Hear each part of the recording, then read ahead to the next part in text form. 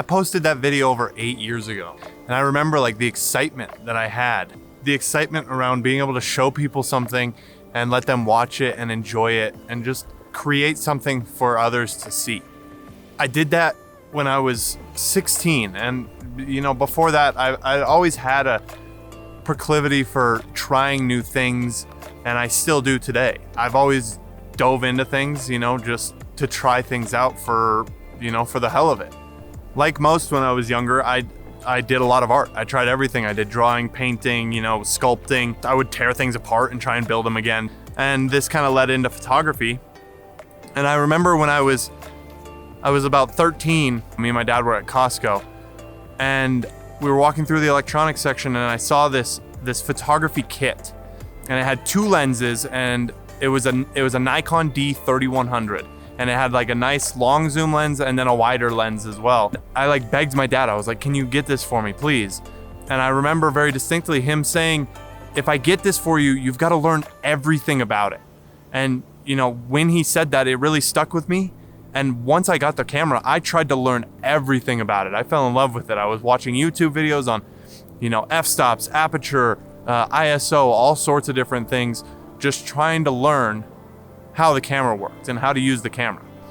And this led into videography and then graphic design and SketchUp and Lumion. From there, now it's just taken me into business as well.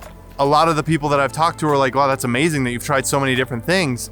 And, when I look back at all of those things, the only thing I really see are failures, things that I failed to accomplish, because I never followed through on any of those things. I got into photography, and then it led to videography because I was, anxious about photography, and then same thing with videography led into graphic design.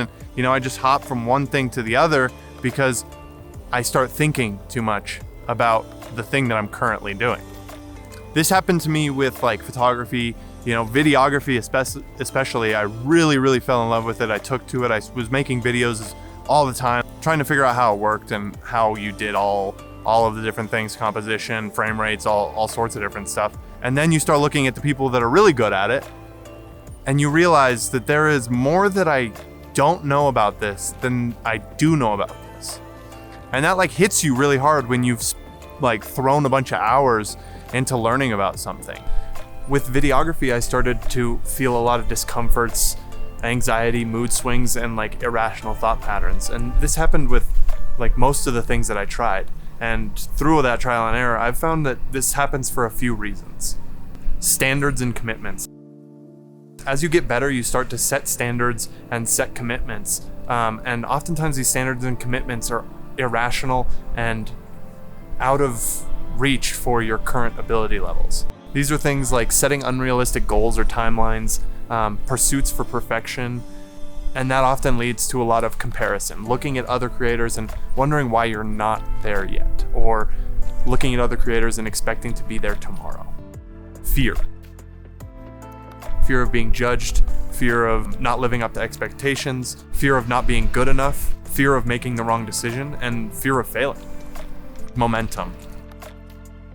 When you've done things for a long period of time, your body and mind create a routine.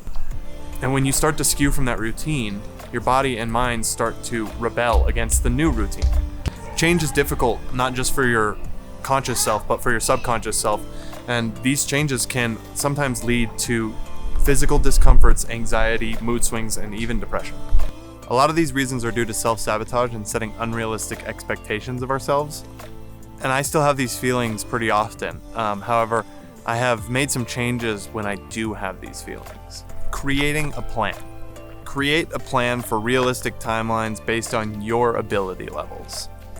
You should be looking for some stretch goals, but you should also be looking for some easy wins that will give you some momentum. Creating a plan has also helped me really understand the scope and scale of my goals and understand what is realistic and what isn't realistic.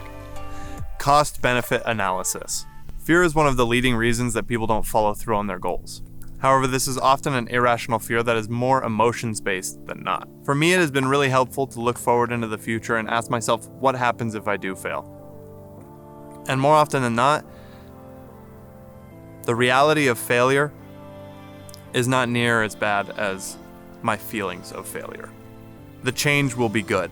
When I'm feeling physical discomforts, anxiety, and mood swings related to self-imposed plans and ideas, it is helpful for me to remember that progress doesn't happen when you're comfortable. If you want to accomplish your goals and dreams, discomforts and anxiety are going to be there from time to time. Now, most of all, there's always going to be new discomforts and new anxieties because hopefully as your skills grow, your goals and dreams are going to grow with them. And through this process, you will learn new and helpful ways to deal with your discomforts and anxieties.